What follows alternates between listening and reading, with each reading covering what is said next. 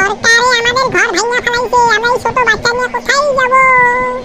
আমরা আরো 2 দিন সময় চাইছি, আমাদের 1 মিনিটও সময় দিল না, ঘরটা ভেঙে দিল। আমাদের ঘর বানাওয়া 1 বছরই হয় না, এখনো ঘর বানাইয়াই আছি।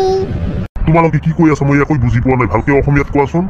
ভাঙিয়ে ফেলাইছে, এতিয়া কই কি হব? আমি যে এতিয়া রাস্তাত আহি পেলাইছো, আমি তিরপল টনাই কেনে ঘর বনাইছিলো, তথাপিও আমার তিরপাল ফালি দিছে। আমি এতিয়া ক'ত যাম? আমি মানুহ নহয় নাকি? হ্যাঁ, আমি লেখাপড়া করি আসলে, আমার লেখাপড়া কি হব? আমার তো ঘর সর ভাঙিয়ে দিছে, আমি খামে না লেখাপড়া করিম, আমাক তো বরবাদ করে ফেলাইছে।